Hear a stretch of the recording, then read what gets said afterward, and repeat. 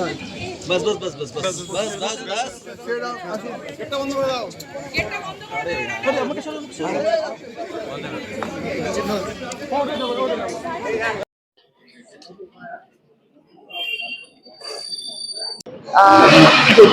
আমি খবরটা পেয়েছি 6:30 হবে। মানে আমার দিদি মুর্শিদাবাদ থেকে ফিরছে, ও ট্রেনে একা ট্রাভেল করছে, ও ট্রেন থেকে ফোন করছে, বলছে আমার হাত পা কাঁপছে, শরীর খারাপ লাগছে। এবার ও তো ট্রেনে একা ফিরছে, ওর কি হচ্ছে আমি জানি না।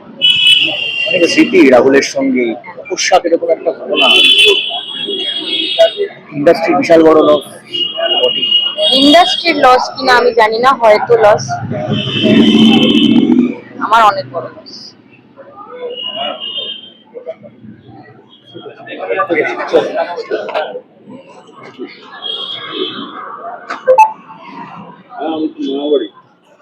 হয়ে যাবে হয়ে যাবে, আসুন আসুন আসুন, আপনি বেরিয়ে আসুন আসুন, এদিকে যাবেন একটু, ওই গাড়িটা একটু ডান দিকে যাবেন একটু।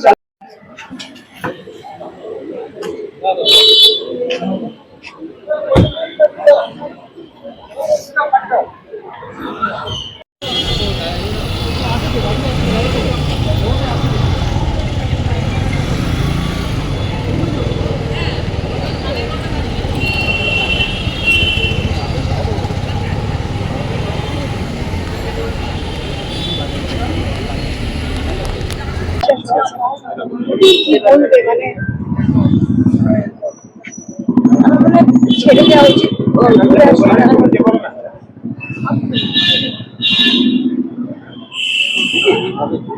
আমি কিছু বলতে পারছি না, কারণ আমার আমার তো এখনো বিশ্বাস হয়নি পুরো ব্যাপারটা। বিশ্বাস হওয়া তো সম্ভব না। তো বিষয়টা মানে যেটা নিয়ে আমি যে কারণে এখানে এসেছি, একবার মাসির সাথে দেখা করতে এসেছি, সেটা আত্মস্থ করা, বিশ্বাস করা, এটা করতে তো সব মানুষের তো সময় লাগে না। আমার একটু সমস্যা আছে এটা নিয়ে, রাহুল তো বড্ড কাছের, বড্ড স্নেহের, তো সেই এটা করতে আমার একটু সময় লাগছে। আমি এখনো ঠিক মানে ইয়ে করে বিশ্বাস করে আমি যে কিছু বলবো, আমি ক্ষমা চেয়ে নিচ্ছি। আমি সেটা বলার কিছু বুঝতে পারছি না আর কি বলবো, সেটার জন্য আমি ক্ষমা চেয়ে নিচ্ছি। আমার বিশ্বাস হচ্ছে না, এটুকু আমার বারবার বলার যে আমার বিশ্বাস হচ্ছে না, আমার বিশ্বাস হচ্ছে না, এবং আমি বারবার জোর দিয়ে বলছি আমার এটা বিশ্বাস হচ্ছে না, আমি এটা বিশ্বাস করতে রাজি নই, এটাই আমি বারবার জোর দিয়ে বলছি। আমি একবার মাসির সাথে একটু দেখা করে আসি।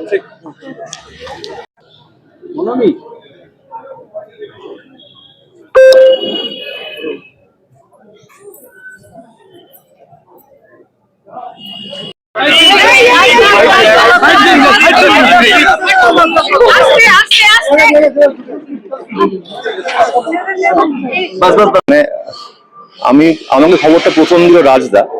আমি ভোরাত্রি অব্দি শুটিং করেছিলাম, তো ক্যাফেতে বসে কফি খাচ্ছিলাম। রাজদা ফোন করে এরকম রাহুলের অ্যাক্সিডেন্ট হয়েছে, খবর পেয়েছিস? আমি কোন রাহুল? বলুন দাদা, আমি খবর নিচ্ছি। তো বিভিন্ন ট্রেনে পরিচিত লোকজনদের ফোন করতে থাকি, তো তখন কারোর ফোনে পাওয়া যাচ্ছিল না। তো তারপরে খবর পেলাম যে এরকম শুটিং চলাকালীন নাকি জলে পড়ে গিয়ে তারপরে নাকি প্যানিক অ্যাটাক হয়েছে বা কার্ডিয়াক অ্যারেস্ট হয়েছে, এরকম একটা ঘটনা। তো তারপরে আরো সব ফোন আসতে থাকে। তো শুনলাম ড্রোন শট চলছিল, ওরা নাকি হাঁটু জলে ছিল, তো একটা বড় ওয়েভ আসে এবং দুজনেই পড়ে যায়। সেটাকে টেকনিশিয়ানরা নাকি ধরে নেয়, রাহুল একটু এগিয়ে যায়, তো ওখানে সিকিউরিটি ছিল, তো ওরা ঝাঁপিয়ে পড়ে জলে এবং রেস্কিউ করে 3-4 মিনিটের মধ্যেই বিষয়টা আর কি হয়। এবং তখন নাকি ও জ্ঞান ছিল এবং হসপিটাল যাওয়ার পথে নাকি ও কার্ডিয়াক অ্যারেস্ট হয়েছে, এটা শুনলাম। যাই হোক, মানে খবরটা তো সত্যি খুবই আনএক্সপেক্টেড, এবং রাহুলের সাথে চিরদিন তুমি আমার থেকে আমারও অ্যাসিস্ট্যান্ট জীবন শুরু এবং ওরও শুরুয়াত। তো অনেক স্মৃতি মনে পড়ে যাচ্ছে। লাস্ট নদরের খেলা দেখতে গিয়েছিলাম, যেখানে প্রিয়াঙ্কা রাহুলকে একসঙ্গে দেখে অনেকদিন পরে আড্ডা হলো, অনেক কথাবার্তা হচ্ছিল। তো সেটাই যে শেষ দেখা হবে সেটা সত্যি ভাবিনি। আর শুটিং করতে গিয়ে এরকম একটা দুর্ঘটনা সত্যি আনএক্সপেক্টেড। মানে আমি শোনার পরে 1-1.5 ঘন্টা চুপ ছিলাম, আমি কথা বলার মতো ভাষা ছিল না। আমি জানি না, আমি উদ্দেশ্যভাবেই ঘুরছিলাম রাস্তায়, তো ভাবলাম একবার বাড়ির সামনে আসি। তো এসে দেখলাম এখানে সবাই রয়েছে, আমি ওপরেও গিয়েছিলাম, তো একবার প্রিয়াঙ্কার সঙ্গে দেখা করে যাবো।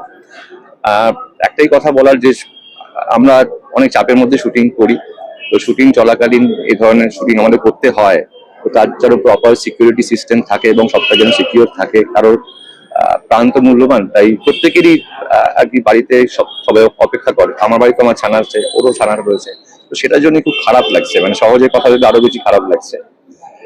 মানে আমি সত্যি আর কিছু বলার মতো আমার কাছে ভাষা নেই, মানে আর কিছু বলতে আমি so sorry, thank you so much.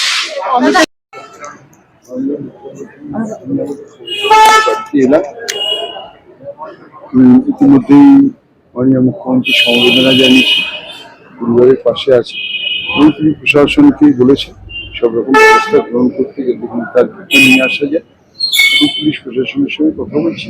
আমি এখন এখানেই আছি, পরে কোনো আপনি রাহুলের প্রতিবেশী, মানে সবচেয়ে বড় কথা প্রতিবেশী, এবং রাহুলকে চেনে, রাহুলের পরিবারকে চেনে, মায়ের সঙ্গে যখন কথা বলেন এটা কোনো মাকে তার সন্তানের মৃত্যু শোনার পর আর ঠিক থাকতে পারে, খুবই বাজে। কি বললেন আপনি? রাহুলের ট্যালেন্ট হারালো বাংলা, মানে এরকম একজন প্রতিভাবান মোবাইল প্রতিভাবান শিল্পী শুধু হারানো না, কিভাবে চলে যাবে এটা ভাবাটা সত্যি খুব দুঃখের, কষ্ট, ভাবা যাচ্ছে না, মানে এখনো বিশ্বাস হচ্ছে না। আসুন আছি